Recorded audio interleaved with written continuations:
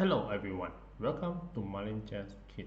Today I'll show you the gameplay by Mittal and Ruiyang, and this beautiful game complete in only 28 moves. And let's see how the game is played. The game starts with the pawn to d4, knight f6, c4, e6, knight to c3, and at this opening the white has an edge because you have a very strong pawn controlling the center, and the knight is very active control the square, and also the bishop can go to pin the knight, so you have much more activity for the white to play. And the game continue with bishop to b4 pinning the knight, and after this f3 was played, then the d5, and now the white play a3,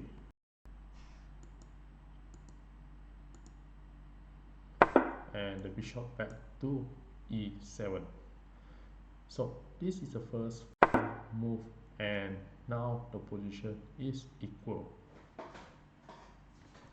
The better way would be the pawn capture the knight, and after pawn capture, then the black go for a short castling, and this will give black the slightly better position.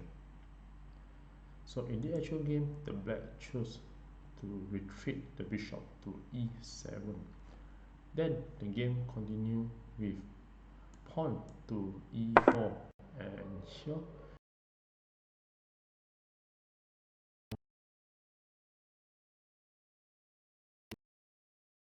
pawn capture the e4 pawn, and after this the pawn at f capture again, and now c5 from the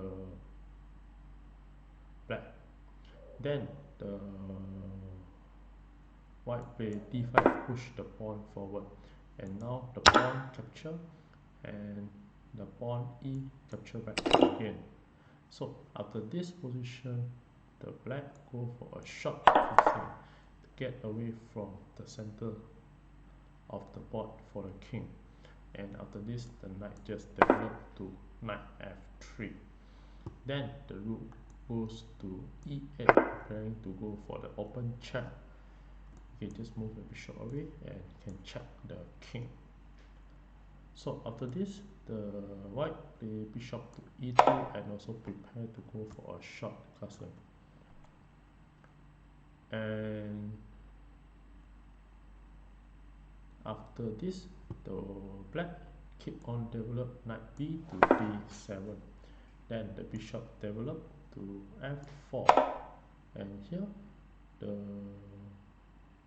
white trying to push the knight to b5 and goes to c7 and fork the rook. So this is one of the idea. The bishop goes to f4. After this, the knight to f8, and here the white just go for short castling. After bishop to f4, the bishop to f8, bishop to f8, and then the white just go for a short castling. And now the white is on the road to win, and the white is better in this position.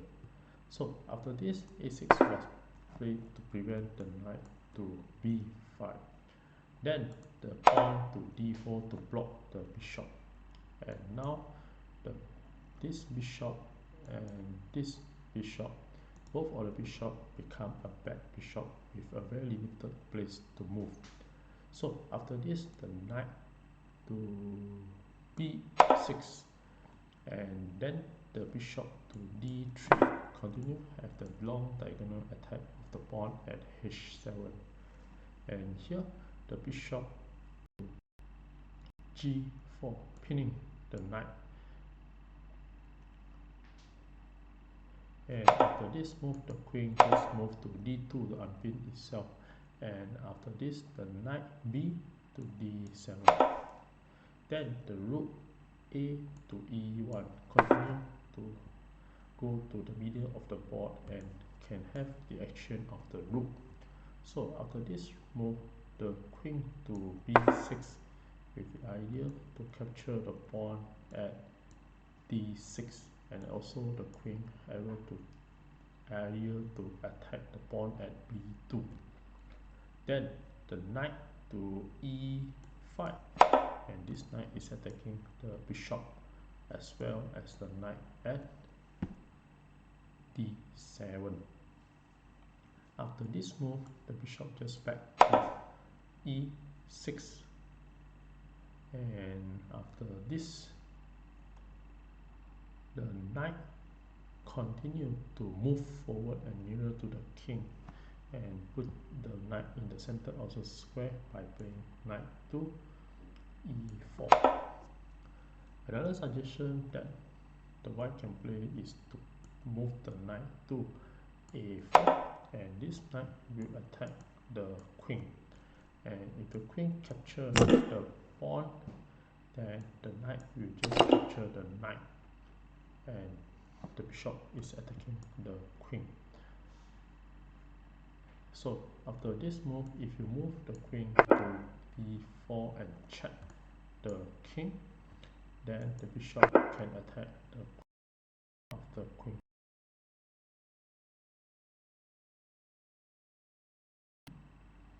Then we have a knight to B6 and fork the queen and the rook. If you capture the pawn at C5, then the bishop will just capture, and after bishop capture, then the bishop will just capture the pawn, and this bishop is a double attack and able to win the bishop. And now if you rook just capture, then the bishop will just capture the bishop, and this gives black the better position.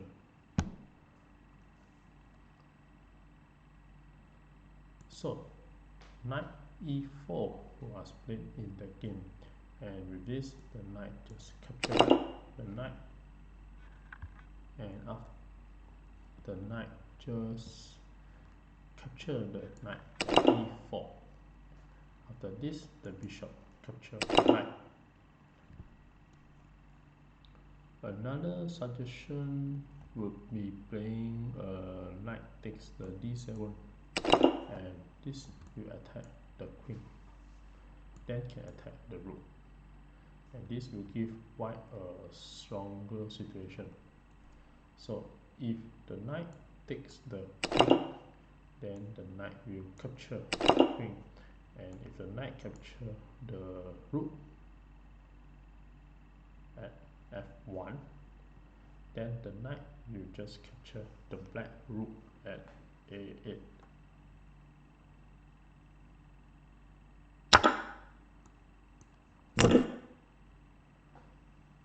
And the white is still has a little bit edge. If you use the rook to capture the knight, then the rook will just escape and move rook A to D8.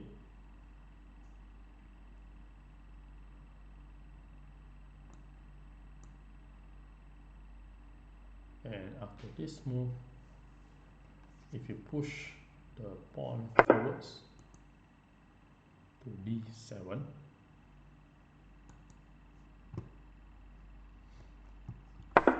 then the bishop will just capture the pawn, and after this position, the black is clearly better. So therefore, after the knight capture, then the bishop will just capture it back, and after this move, the knight capture again, then bishop capture again, and at this is the 21st move, and you can see that these two bishop is very strong controlling the diagonal, and the queen can just come here and attack the pawn at g7.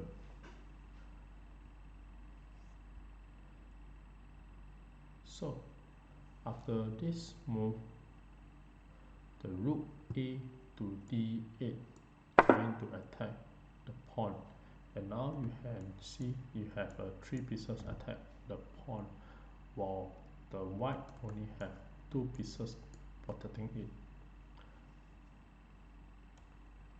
it. And don't capture with the bishop. For example, if you use the bishop to take the pawn, then the white will continue to play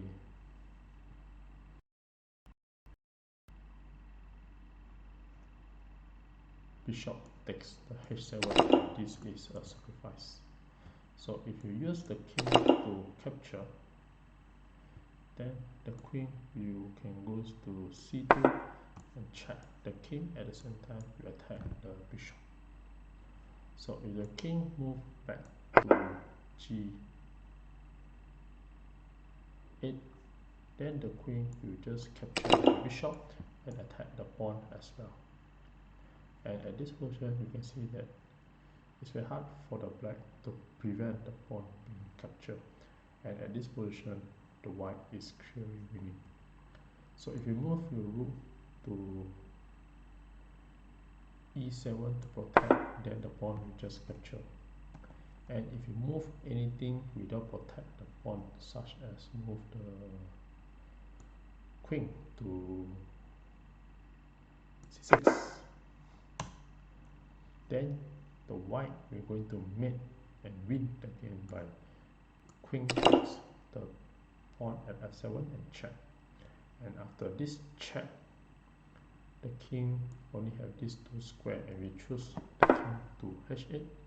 Now the rook to f4 and to h4, and it will be a side file check, typical same like the red rank checkmate. So there is nothing the black can block this checkmate. And back to this position, if the king do not capture the bishop, for example, if you move the king to h8, and now you have a very nice move, queen to h6, and the pawn cannot capture it because it's being pinned by the bishop. So queen to h6 can be played, and now nothing much the black can do, and this will be definite winning for the white. And if you capture the bishop with the rook, then the queen will just move to h3, and here you give an open check the bishop and you're going to win.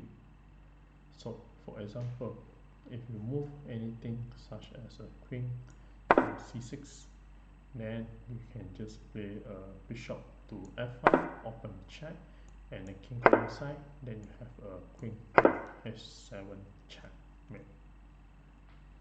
So therefore, after this move, if you use the bishop to capture the pawn,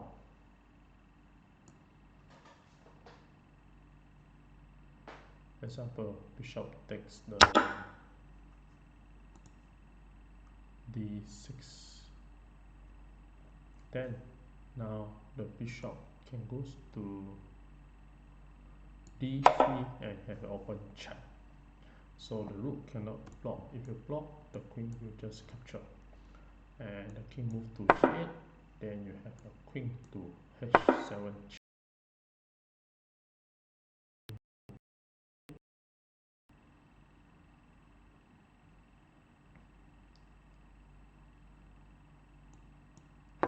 Then the white will just capture the rook, and after this the queen goes to h8 and will be a back rank checkmate.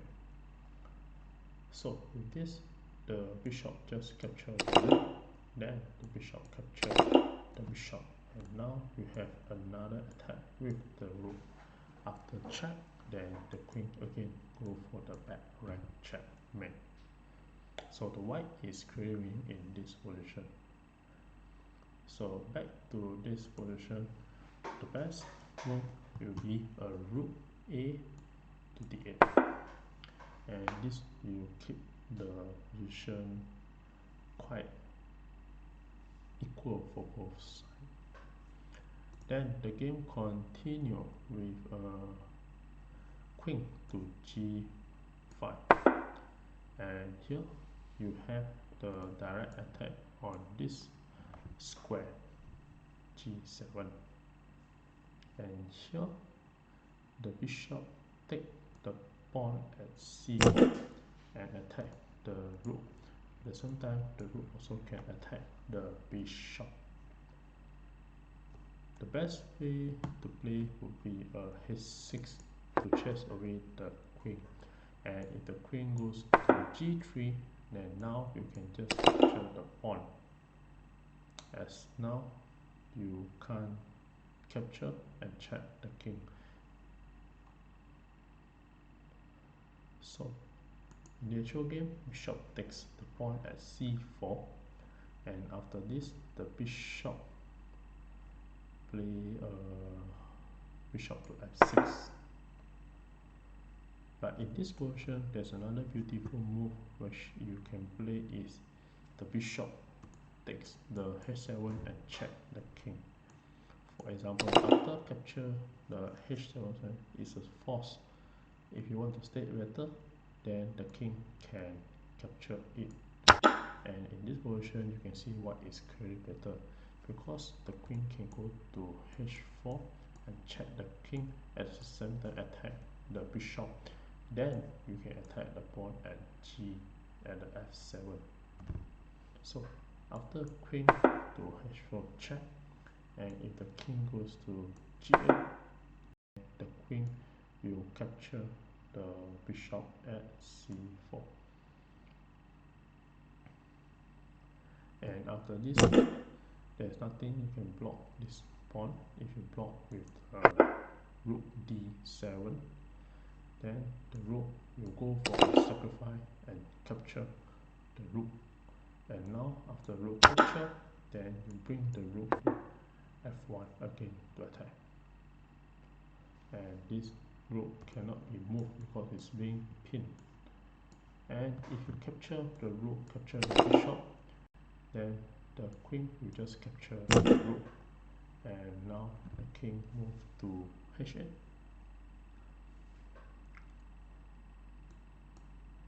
Or h7. Now you can just bring the rook to f3, and finally you can go to h3 and checkmate the king. And if the black go to e1 and check the king just move to f2 and attack the rook. So any move such as queen capture, then you can just move the king to take the rook, and the white is definitely winning in this position. And also we have the side file threat and also able to capture the bishop. So it will be a complete winning for the white. So in the actual game, bishop f6 was played, and here the rook in this position, the black capture the d6 pawn, which is another mistake. So the correct move would be playing bishop takes the rook, and the line will be good for the black, because if the bishop capture, the queen will just capture, and the queen capture, the rook will just capture. Then the king capture the bishop, and b6 can be played to prevent the bishop attack the pawn. And at this position, you can see the black is clearly better in this position and also winning a pawn. So in the actual game, the rook attack the pawn, and which is a mistake, because Now the white can go for a sacrifice using a bishop takes h7 and check. And after this, if the king move to h8, then the queen will go to h4. You have the open check and also attack the bishop at c4. So here nothing much the black can do. And if you want to delay the check, you can play such as bishop to e2. Then the bishop will continue to play bishop to e4 and have open check. And the king, you can just block with the bishop, then queen capture, and the king go inside, then you have a checkmate with the queen.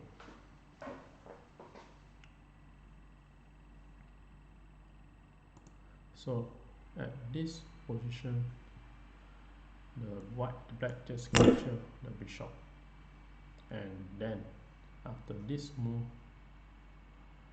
the rook just capture the rook, and white planning to mate with to h5.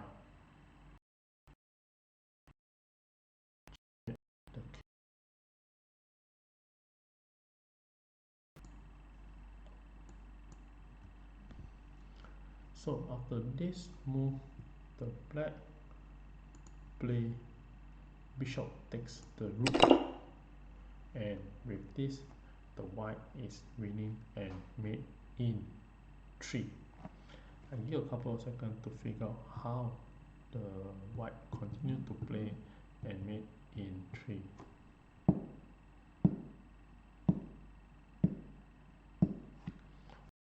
Congratulations for those who found the answer, and for those who like to enjoy the show, here are the moves.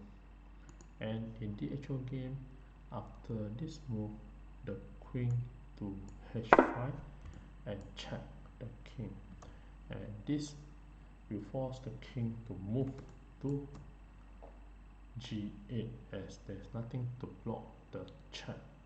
So after king move to g8, now come another brilliant sacrifice with the rook. Rook takes f8, and this is another one great move, great sacrifice from the white. After this sacrifice again, the king has nothing to block the check except to capture the rook.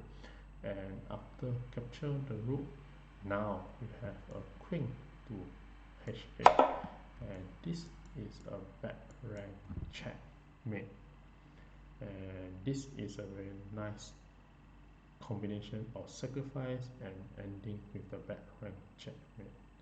And with this, thank you.